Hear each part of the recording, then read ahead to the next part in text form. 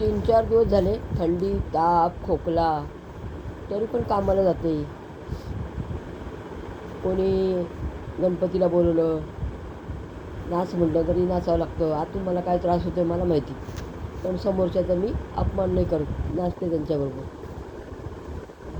त्या दिवशी गणपतीचा 5वा दिवस होता. एक ठिकाणी मला बोलवलं. बाहेरून त्यांनी जेवण मागवलं होतं, फक्त थोडं मदत करायला, पाहुण्यांना चहा पाणी नाश्ता द्यायला. आणि नंतर मग सत्यनारायणची पूजा होती. 3 ब्राह्मण होते आणि दुर्गट वारी आरती आली आणि माझ्या अंगात आलं. घुमायला लागले मी तिथेच. इतकी घुमायला लागली. म्हणजे हिंदी लोकांना माहीत नसतं ना की बा कुंकू लावलं तर या शांत होतील असं. मग ते ब्राह्मणाने गोमित्र, गंगेवरचं पाणी असं शिंपडलं माझ्या अंगावर. तेव्हा मी शांत झाली. त्यानंतर त्यांना सांगितलं की बाबा यांना हळदी कुंकू लावा. प्रत्येकाने हळदी कुंकू लावलं, पाया पडल्या आणि माझ्या ओटीत पैसे टाकले. कोणी 50, कोणी 100, कोणी 150, कोणी 200, कोणी असं. नंतर मग मी घामोघाम झाली आणि उठली. मला उचललं 2 जणांनी. पाणी देऊ का, काय देऊ का, सरबत प्या, हे क्या. मग पाणी दिलं, पाणी पिली. आणि मग ते ओटीतले पैसे खाली पडले, त्यांनी उचलले आणि माझ्याजवळ आणून दिले, पर्समध्ये ठेवले. नंतर मग दिवसभर मग काम केलं. काम झाल्यावर माझा पगार दिला.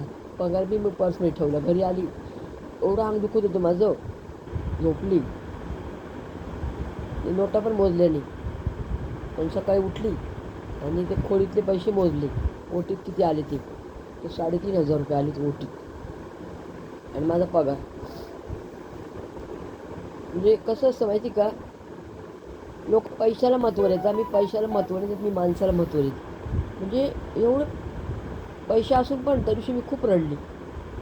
इतकी रडली ना, मला माहिती. सगळे बोलले अगं नको रडू, नको रडू. तुला कुठल्या गोष्टीची कमी सांग बरं.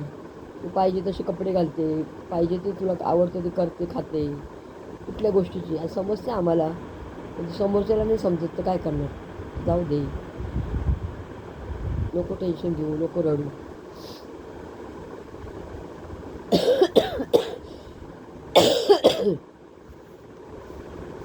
मग मला कोणी सांगितलं काढा घे, काढा करून पिते.